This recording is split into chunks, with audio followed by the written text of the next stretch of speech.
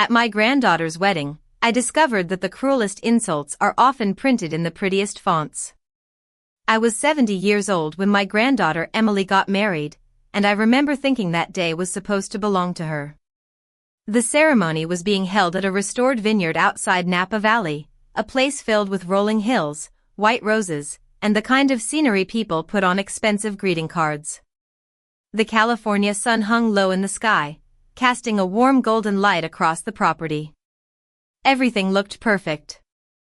At least from a distance. I arrived 40 minutes early because I have always believed that important family events deserve respect. My late husband used to tease me for it.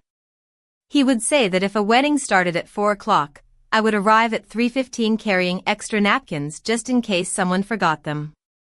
Even after all these years, some habits never leave you.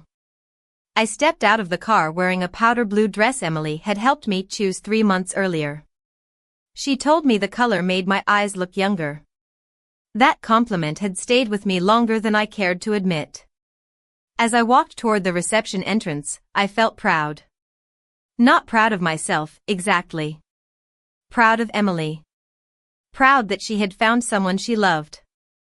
Proud that despite everything our family had been through over the years, we were all standing together for something beautiful. Or at least that was what I believed at the time.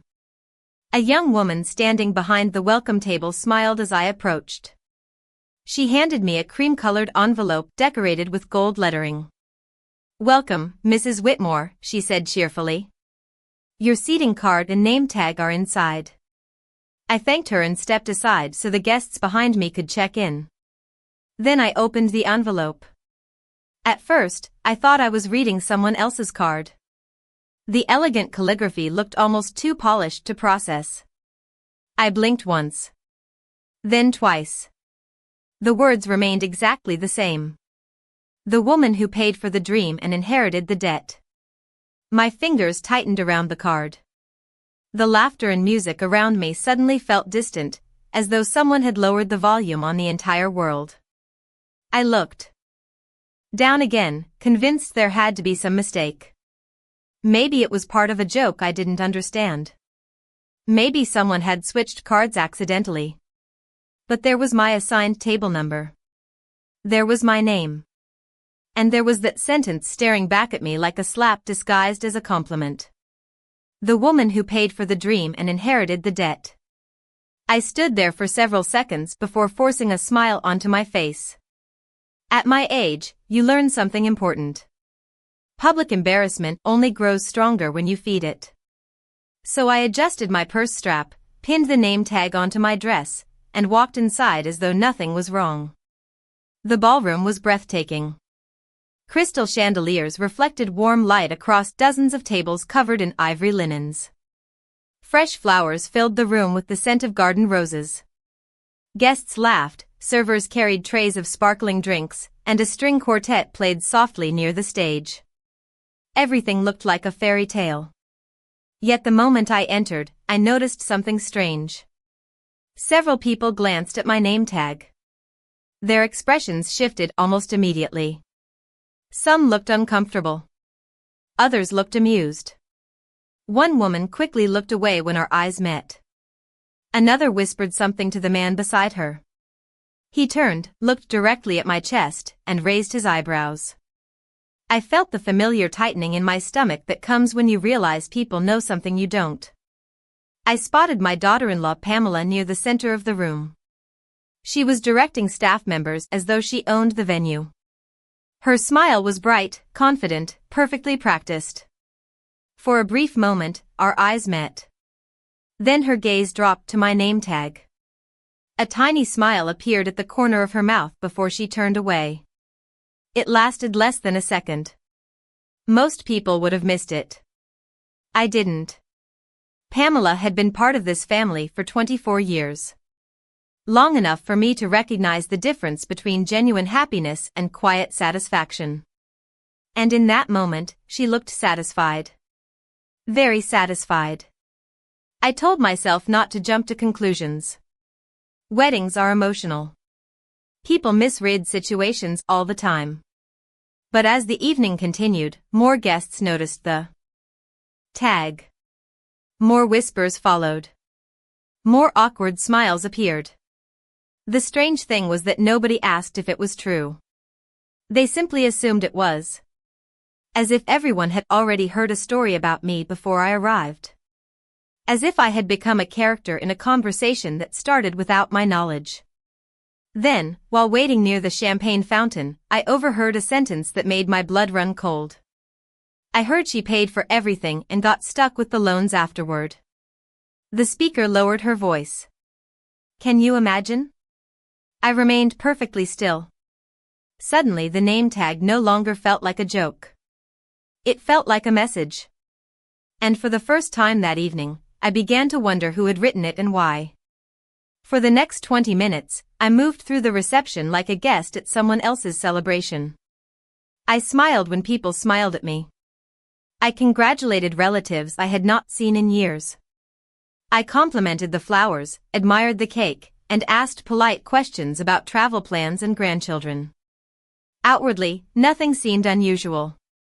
Inwardly, I could feel a quiet uneasiness settling deeper with every passing minute. The whispers never completely stopped. They drifted through the room in fragments, appearing and disappearing like smoke.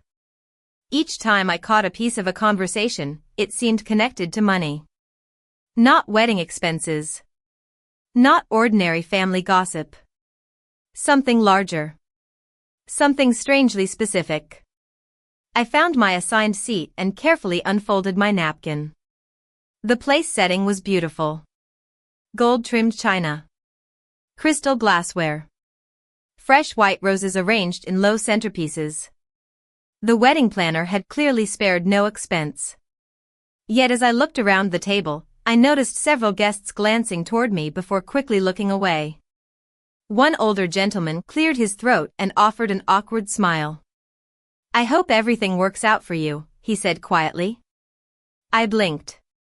I am sorry? His face reddened immediately. Nothing. Forget I said anything.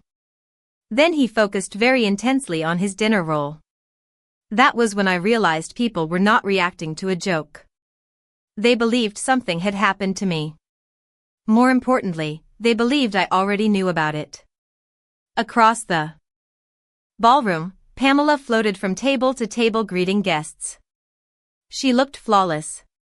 Her silver dress caught the light whenever she moved. Every smile appeared effortless. Every laugh perfectly timed. Anyone seeing her for the first time would have assumed she was a devoted mother celebrating her daughter's happiest day. I had known Pamela for nearly a quarter century. Long enough to recognize the difference between charm and control.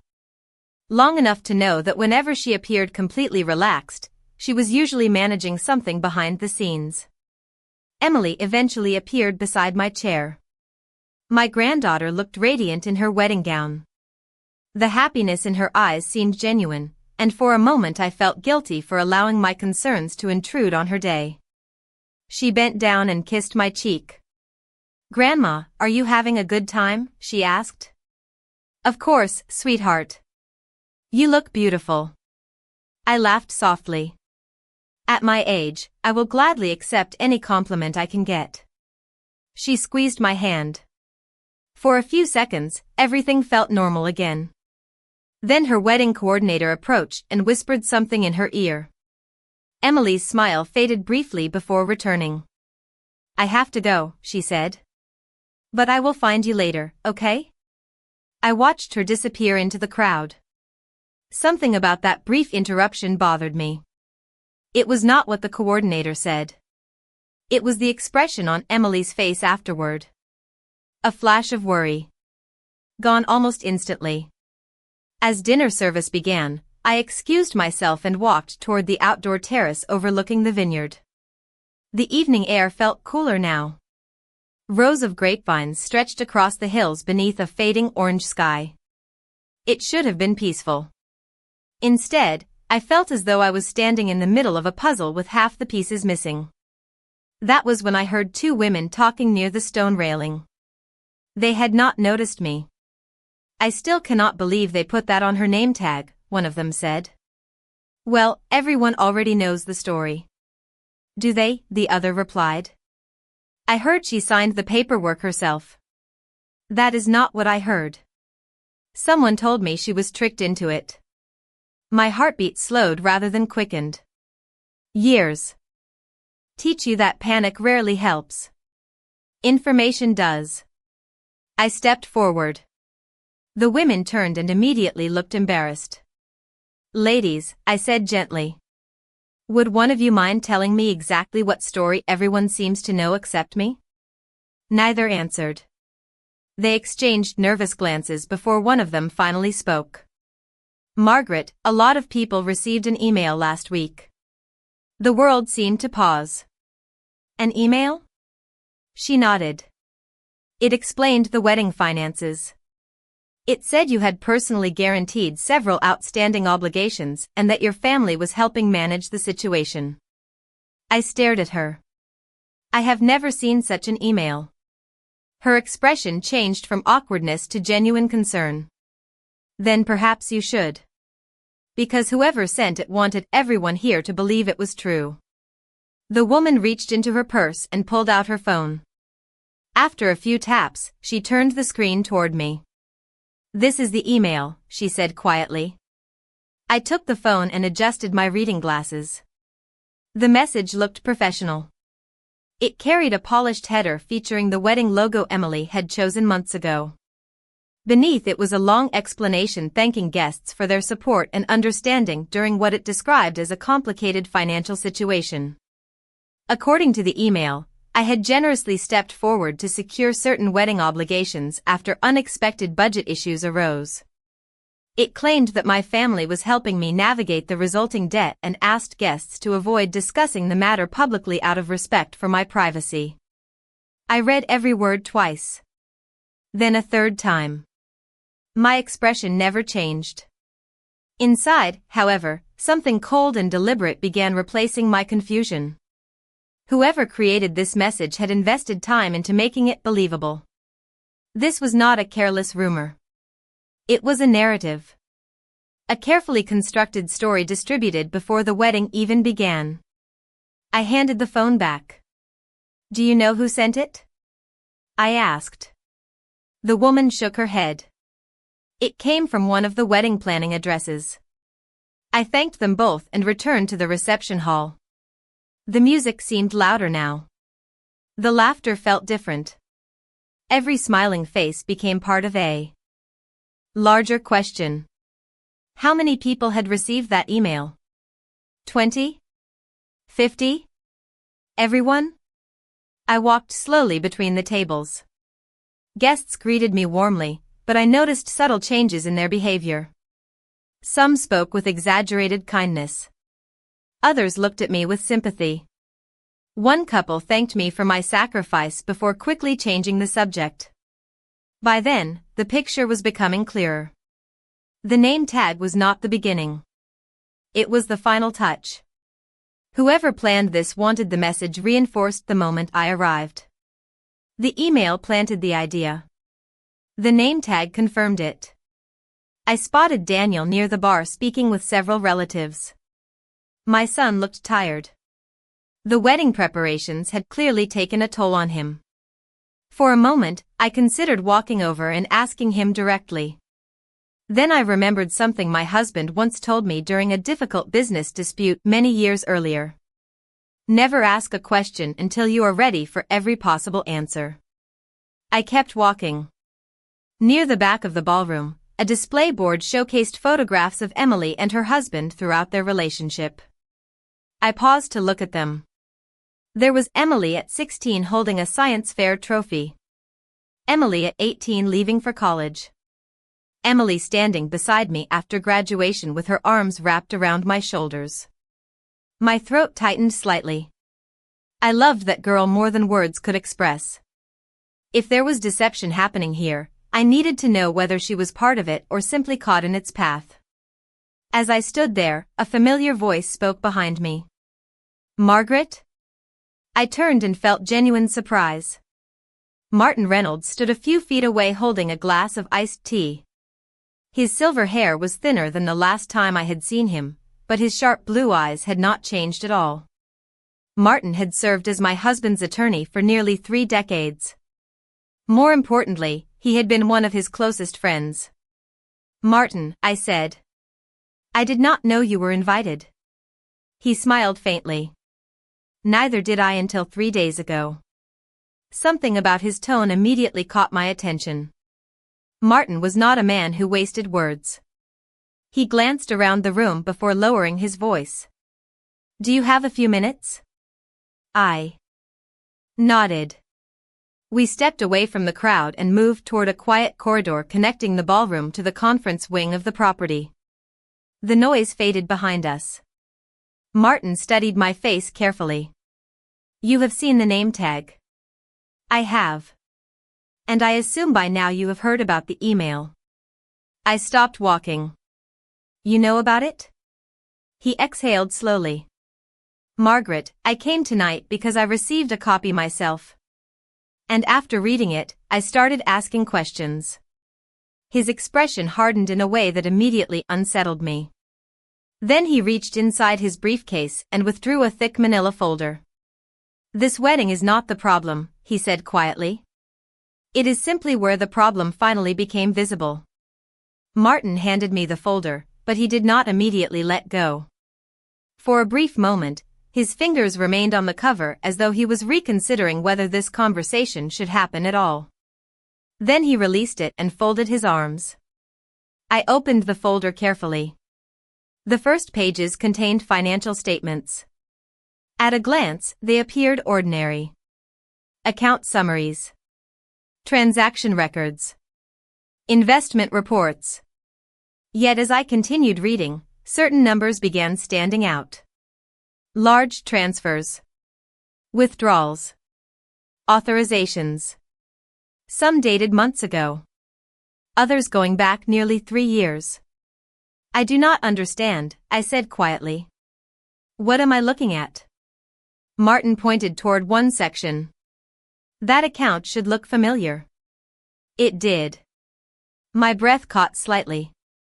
The account belonged to a family trust established by my late husband, Charles. Years earlier, we had created it with one purpose in mind. Emily's future. College expenses. A first home someday. Financial security if life ever became difficult. We had contributed to it steadily for years. Even after Charles passed away, I continued adding money whenever I could. Not because anyone asked me to. Because that is what grandparents do. They build bridges they may never personally walk across. I turned another page. Then another. The numbers became harder to ignore. Significant amounts had been removed from the trust over time. Not all at once. Small enough individually to avoid attracting attention. Large enough collectively to change everything. "Where did this money go?"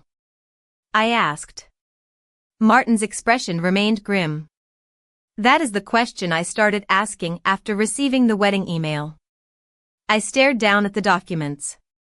My thoughts drifted backward through the years. Christmas mornings. Birthday dinners.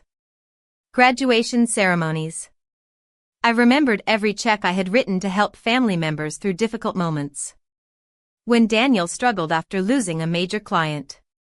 When Pamela wanted to expand her consulting business. When unexpected medical bills appeared. I had never viewed those things as burdens. Families help each other. At least that was what Charles and I always believed. Looking back now, certain memories felt different. Not false. Just incomplete. I remembered Pamela encouraging me to simplify my finances after Charles died. She often offered to help organize paperwork.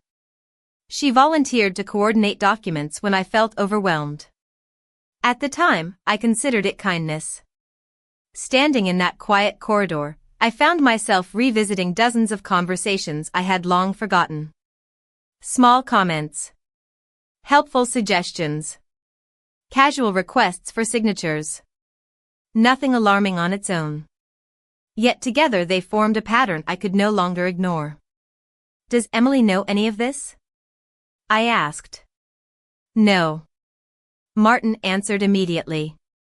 The certainty in his voice surprised me. I am confident she does not. Relief mixed with sadness. Emily had always been honest. Sometimes painfully honest. As a child, she confessed to breaking a lamp before anyone even discovered it was broken. The idea that she would knowingly participate in deception never felt right. And Daniel? I asked. Martin hesitated. That hesitation told me more than words could have. I do not know, he admitted. I truly do not know. We stood silently for several seconds. Through the nearby doors, faint music drifted from the ballroom. Guests were probably preparing for the first dance. Somewhere inside that celebration, my granddaughter was beginning a new chapter of her life. Meanwhile, I was discovering that a chapter one thought had been written years ago was still unfolding. Martin reached into the folder and removed a single document clipped near the back. Unlike the others, this page carried several signatures. My eyes immediately found one that looked painfully familiar. My own. A chill moved through me. I recognized the signature. I simply did not recognize the document. When did I sign this? I whispered. Martin looked directly at me. That is exactly what worried me. I read the title again.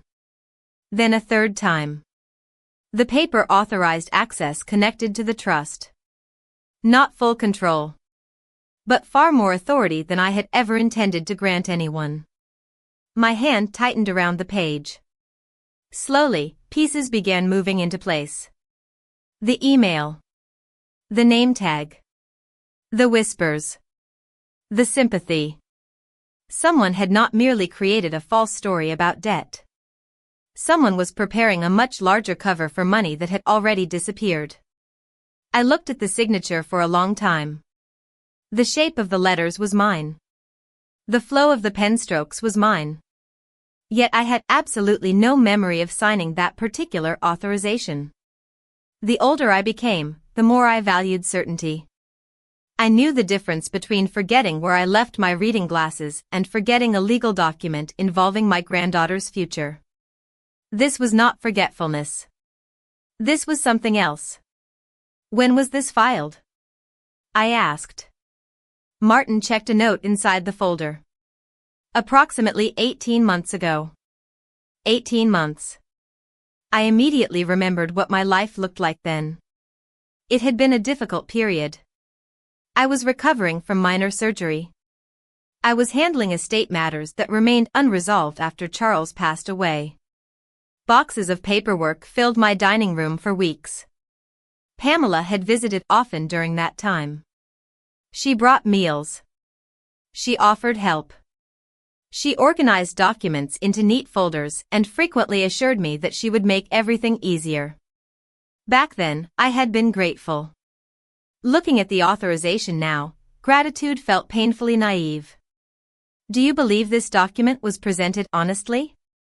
I asked. Martin chose his words carefully. I believe you signed something. I do not believe you understood the full significance of what you were signing.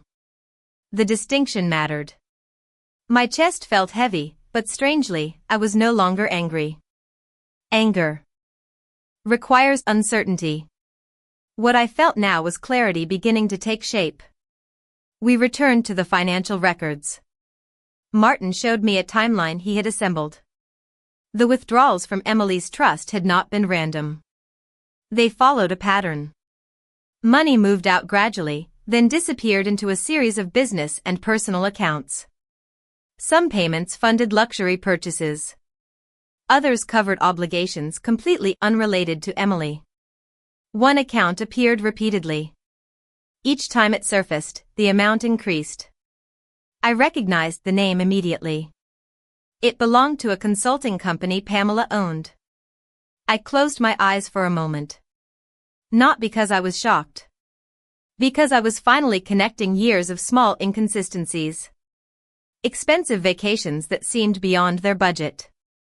Renovations completed during periods when Daniel complained about cash flow. Designer purchases explained away as business expenses. None of those things had seemed important individually. Together, they formed a story I could no longer ignore. How much? I asked quietly. Martin hesitated again. The amount is significant. Martin. He looked directly at me.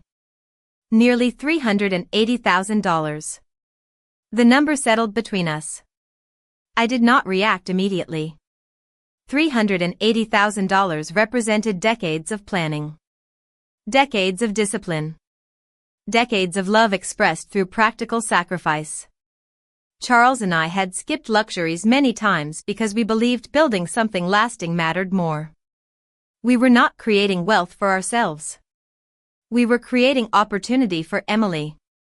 I opened my eyes and stared through the corridor window toward the vineyard. Guests laughed somewhere beyond the glass. Music drifted through the evening air. The celebration continued exactly as planned. Meanwhile, the foundation beneath it was quietly cracking apart. Does anyone else know? I asked. Only a few professionals I consulted while verifying the records. Martin paused. And now you. We stood silently for several seconds. Then my phone vibrated. A text message from Emily appeared on the screen. Grandma, where are you? We are about to start the speeches. I smiled despite everything. Emily had no idea what storm was gathering around her. She was still focused on making sure her grandmother was included in every important moment.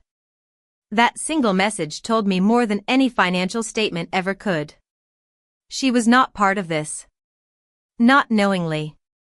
I slipped the phone back into my purse. What are you going to do? Martin asked. I thought about the whispers. The email. The name tag. The missing money. Most of all, I thought about Emily standing in a wedding dress, believing she was surrounded by honesty. Nothing yet, I said calmly. Martin studied me carefully. Margaret, this situation is serious. I know. Then why wait? I glanced toward the ballroom doors. Because tonight I finally understand something. He raised an eyebrow. What is that? I picked up the folder and held it against my chest. Whoever created that email wanted everyone here focused on debt. My voice remained steady. Which means debt is probably not the secret they are most afraid of people discovering. I returned to the ballroom carrying the folder inside my purse. No one paid attention. That was the strange thing about family gatherings. The biggest secrets often traveled unnoticed through rooms filled with hundreds of people. The music continued. Servers moved between tables carrying dinner plates. Guests raised glasses and laughed at stories they would barely remember a year from now. Everything looked normal. I took my seat and folded my hands in my lap. Across the room, Pamela was speaking with a group of relatives.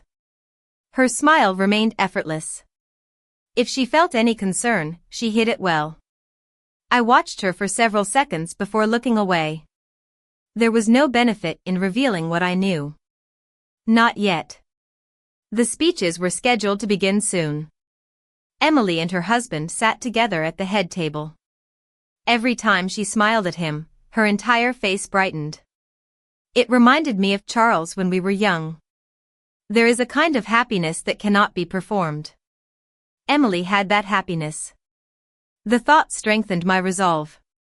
Whatever happened next needed to protect her, not punish her. My phone vibrated again. This time the message came from an unknown number. For a moment, I considered ignoring it.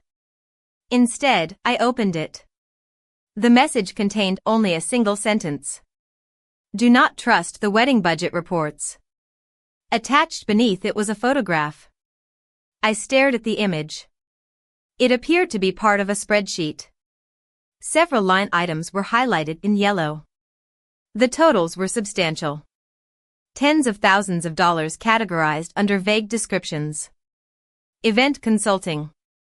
administrative coordination, planning adjustments, vendor management. None of those expenses looked unusual by themselves. Together, however, they represented a staggering amount of money. Before I could study it further, another message arrived. Follow the consulting payments. Then the sender disappeared. No name. No explanation. I locked the screen and slipped the phone away. A few years earlier, I might have dismissed the message entirely. Tonight felt different. Too many pieces were beginning to point in the same direction. When the master of ceremonies welcomed everyone to the reception, the room gradually quieted. Applause filled the ballroom. Emily stood and thanked the guests for attending. Her voice trembled slightly with emotion. She thanked her new husband. She thanked friends. She thanked family. Then she looked toward me. And most of all, she said, smiling warmly, I want to thank my grandmother. She has supported me through every stage of my life. The room applauded. I felt my throat tighten. Several guests turned toward me with smiles. Others glanced at the name tag still attached to my dress. The contrast was impossible to ignore. Emily saw me as someone who had always helped her. Meanwhile, someone else had spent weeks convincing people that I was a financial burden trapped beneath wedding debt. The contradiction bothered me more than the lie itself. Why work so hard to damage my reputation unless something larger depended on it? As the applause faded, Daniel approached my table. He looked nervous. Mom, he said quietly, have you been enjoying yourself? I studied his face. He looked tired. More tired than I initially realized. There were dark circles beneath his eyes. Tension lingered around his mouth. For the first time all evening, I wondered whether he was carrying secrets of his own or simply living beside someone else's. I have learned a great deal tonight, I replied. His expression shifted. Only slightly. But enough. What does that mean? He asked. I smiled politely. It means weddings are full of surprises. He forced a laugh, though it sounded unconvincing. Before he could say anything else, Pamela called his name from across the room. Daniel immediately excused himself and walked away. I watched him join her near the dance floor. She placed a hand on his arm and began speaking. Whatever she said caused him to glance briefly in my direction. Then both of them looked away. I reached into my purse and touched the corner of Martin's folder. The documents felt heavier now. Not because of the paper. Because of what they represented.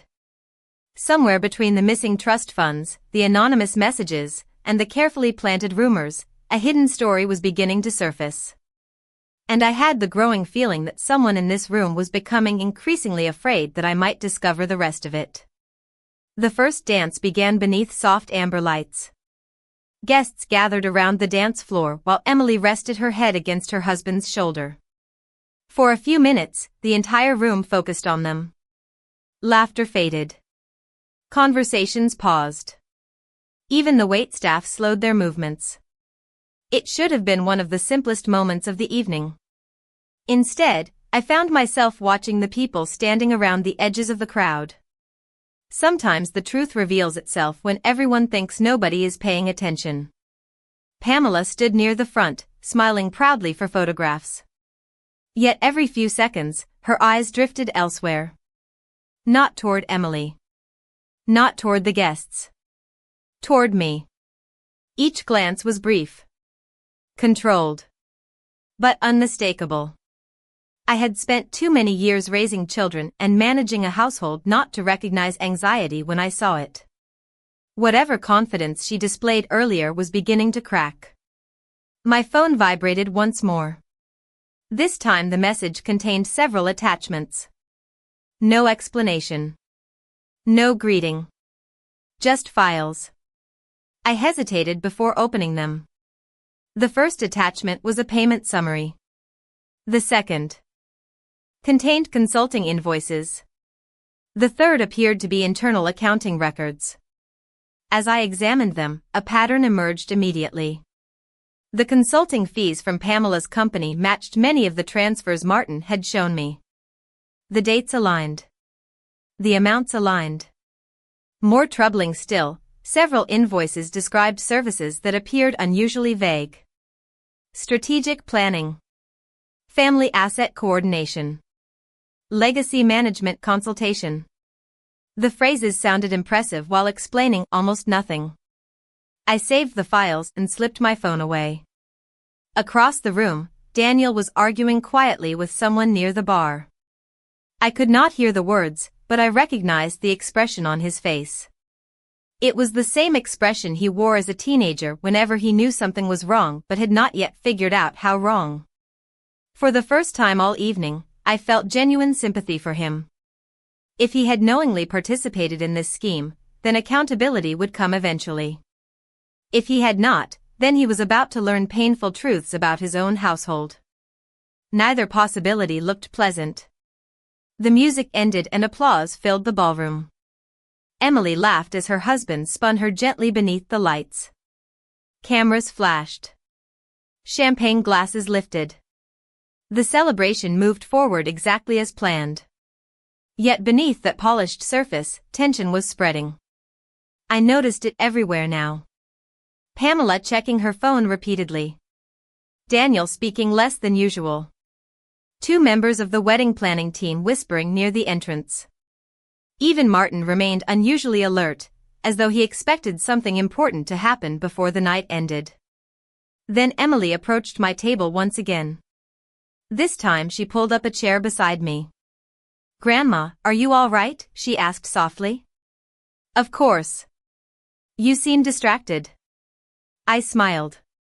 A wedding gives an old woman a lot to think about. She laughed. Then her expression softened. "You know Grandpa would have loved this." For a moment, neither of us spoke. Charles would have loved it. He would have loved seeing Emily happy. He would have loved the vineyard, the music, the flowers. Most of all, he would have loved seeing his family together.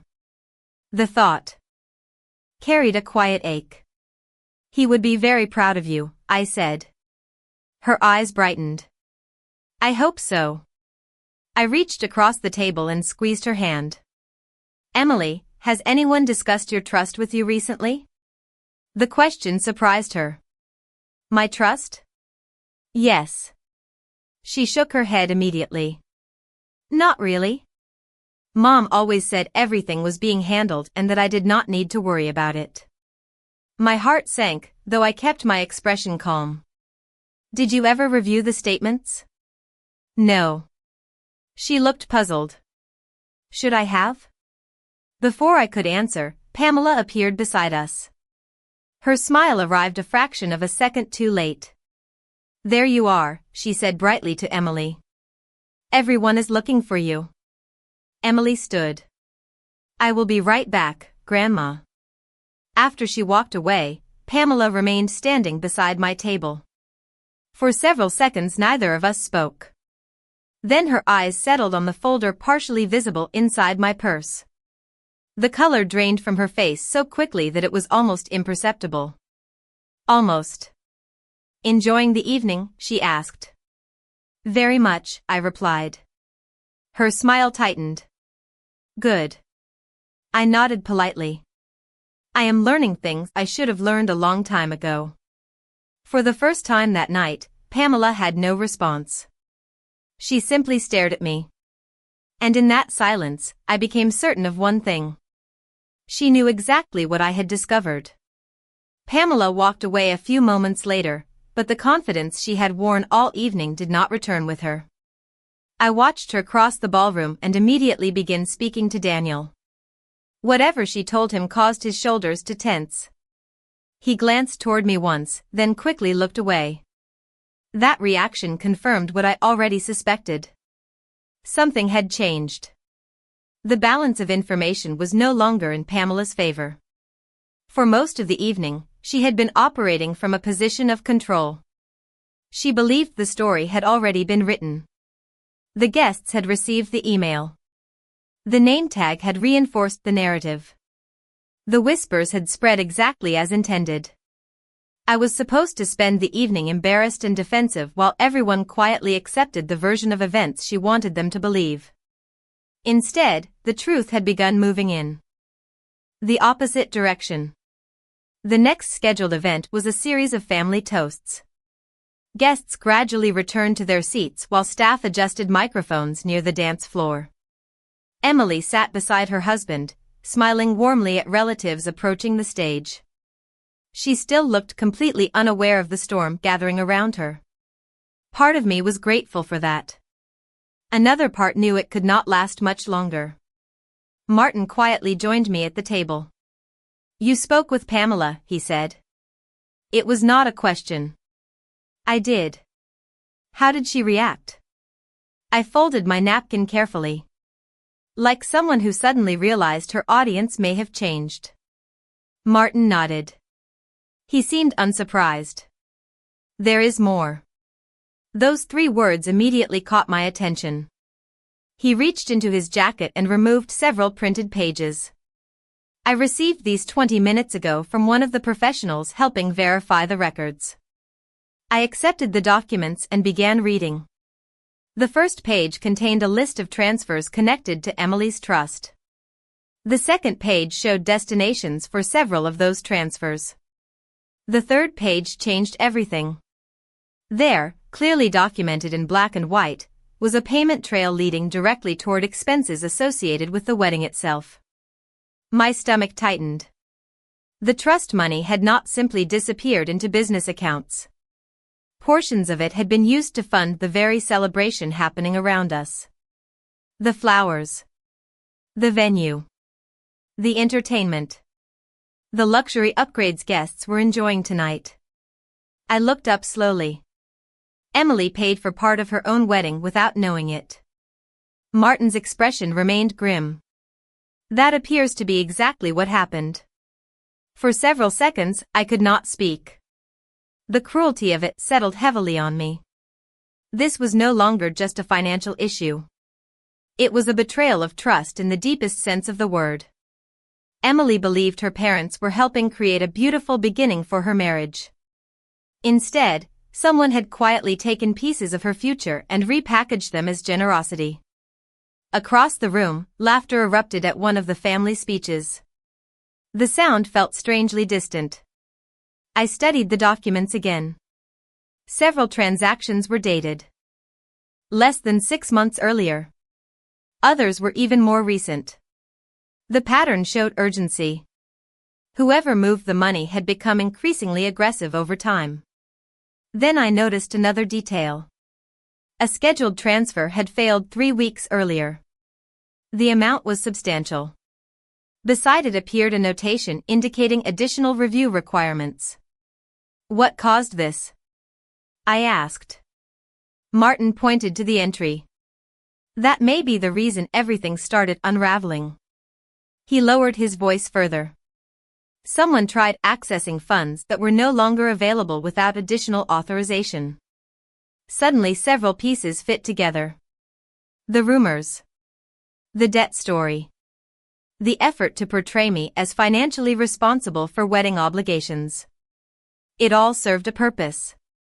If questions emerged about missing money, attention could be redirected toward imaginary debts and family generosity.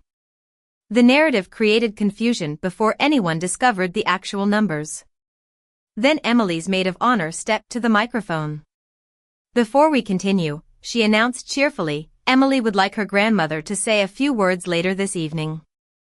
Applause filled the ballroom. Hundreds of eyes turned toward me. Emily smiled brightly from the head table.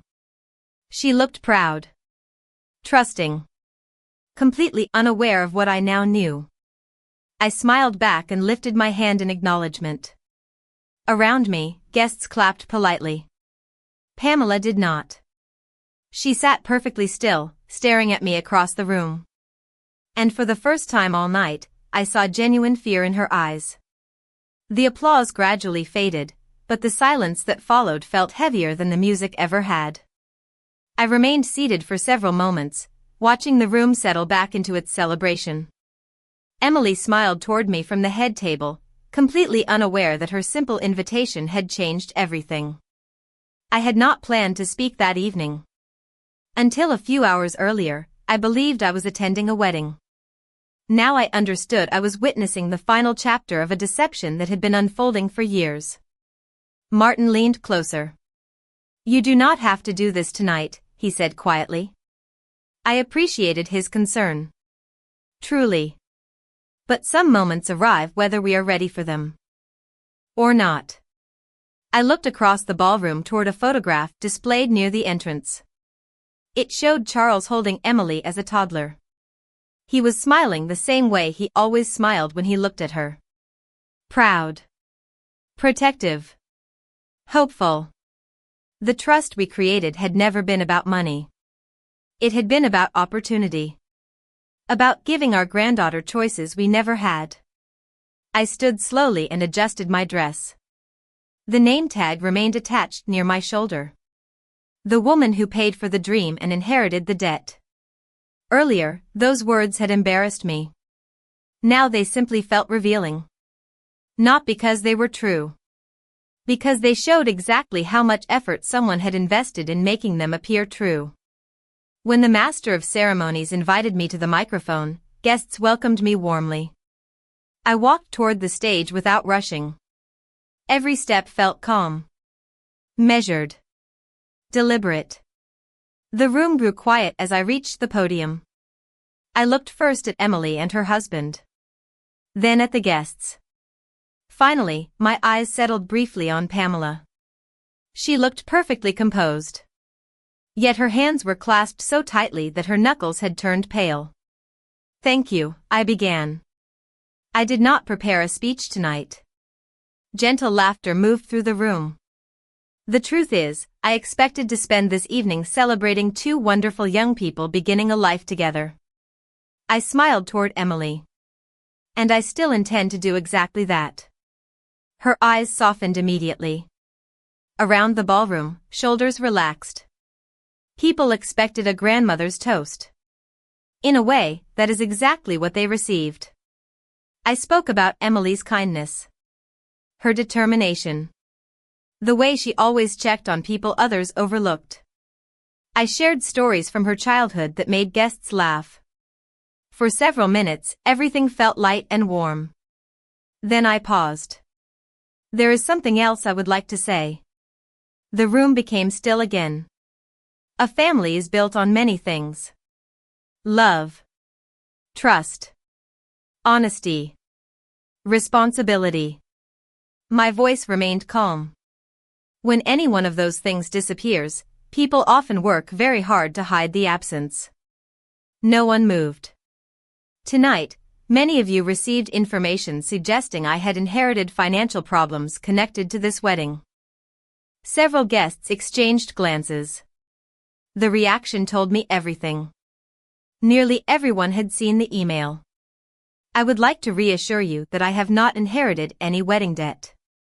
The room remained silent. What I discovered instead was something far more important.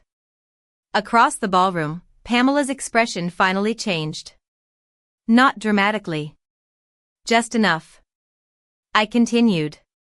Years ago, my late husband and I established a trust for our granddaughter's future. We believed her opportunities should never depend on someone else's choices. Emily looked confused. Daniel looked alarmed. This evening I learned that significant funds were removed from that trust without Emily's knowledge. A gasp moved through the crowd. Emily stared at me. "Grandma," she whispered. I met her eyes. "You did nothing wrong, sweetheart." The room seemed frozen. I did not accuse anyone by name. I did not raise my voice. I simply stated facts. Then I turned toward Emily again. "Your grandfather loved you more than words can express. Everything he built was meant to protect your future." Tears filled her eyes. Daniel slowly turned toward Pamela. She looked as though the ground beneath her had disappeared. For several seconds, nobody spoke. Then Emily stood. Is that true? She asked quietly. The question was directed at her mother. Pamela opened her mouth. Closed it. Opened it again. No answer came. And sometimes silence is the loudest answer of all. I stepped away from the microphone. The room erupted into confusion behind me, but I no longer felt responsible for managing it. Emily rushed forward and wrapped her arms around me. I held her tightly. Over her shoulder, I saw the photograph of Charles near the entrance. For the first time all evening, I smiled without forcing it. The money could be investigated. The records could be reviewed. The consequences would arrive in their own time. What mattered most had already happened. The lie had ended.